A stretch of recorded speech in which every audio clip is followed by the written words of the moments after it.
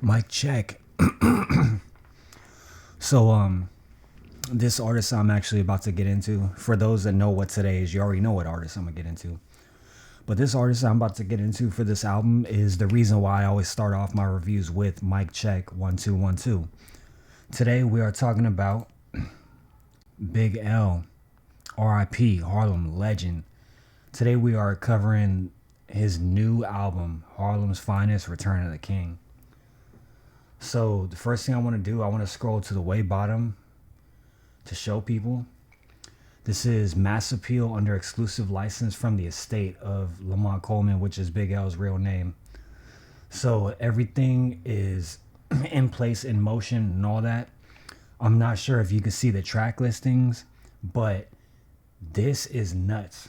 I'm just going to go over this shit real quick. So, McGruff on the first track. Check off the checklist.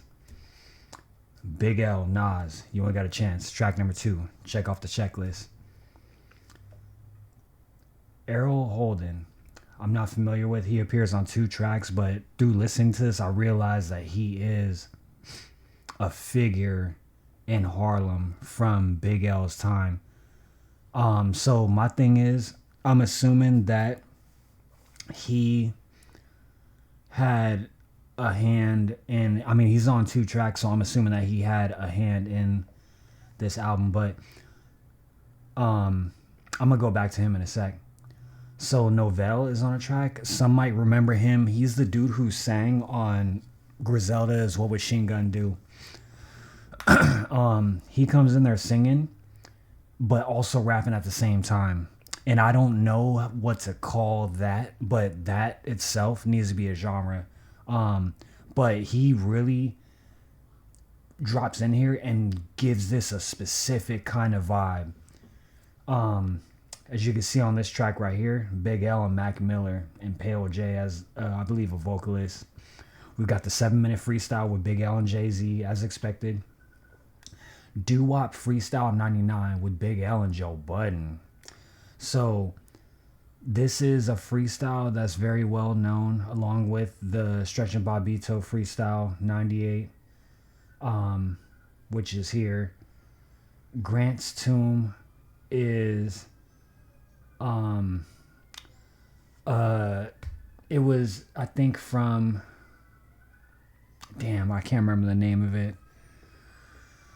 It's also a familiar verse from a Big L track. Along with the live at Rock and Will, except a lot of these tracks are freestyles that we've known and we've listened to, but they've switched something up in these to make it different. And I do really like that. And aside from that too, they cleared up all the audio on all the freestyles. So the only thing that's missing from this album for me was a beat from DJ Premier and a beat from Pete Rock. But now with all the audio cleared up and I'm able to see that our technology today has brought it to the level it's at now any of those producers could possibly get their hands on these vocals and remix it the way that I want to hear it. So the thing is, this album is dope as hell. I gotta give it mad credit. The people who did produce for this, they experimented with a whole bunch of different styles that happened to work with Big L, but without going out of their structure to do so. So what I mean to say is, a lot of people, they made hip hop that fits the tempo of Big L's verse, but might be a different style. For example, when you listen to West Side Gun, who made the Earth Shine, or Who Made the Sunshine, some of those beats are more up, like happy, I guess you could say, and they've experimented with Big L on at least one of those styles of tracks. And then they've got like a Halloween, like a track that to me sounds like some Halloween dark shit to get one of Big L's classic freestyles on with the audio cleared up. So just keep that in mind. All the audio from all the old freestyles that do appear on here are all cleared up. The overall premise of this album, I think, is basically just being a celebration of Big L's presence, not just presence in living, but presence of just hip hop in general. Because one thing I take away from this album is that he's still today one of the top MCs this track with him and Mac Miller was dope as hell. They had a fire Mac Miller verse, and then when Big L's verse came in, they chose a really dope Big L verse to put up there with Mac Miller's verse, and I thought that was so dope. Even though that shit broke my heart hearing that song. The beat for that one is one of those beats I was talking about, kind of like the Earth, Who Made the Sunshine, where it's like a really nice, happy type beat for both of them. But it's dope to see two artists from two eras who never met, one inspired by the other, together on a song, and like it is crazy because neither of them were in the studio to record this track, but this track ended up being what I consider a classic. The Stretch and Bobbito freestyle has a Stretch and Bobbito intro, but this is done with Dawn and Sacha. So Grant's Tomb, that's the one that has Ron G. I forgot what they called the song. It was a song that had Tupac and Big L, so that verse is on it, but it's got Joey Badass and Bangs. But Joey Badass, shout outs to him, he really went to work on this.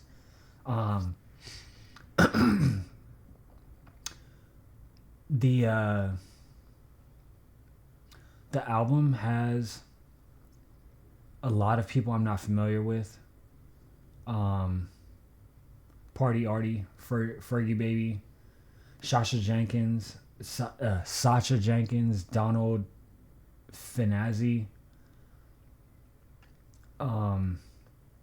But this Put the Mic Down is a track I've never heard before. It sounds like a song from the era of Lifestyles on the Poor and Dangerous, so a lot of people I know are going to like that.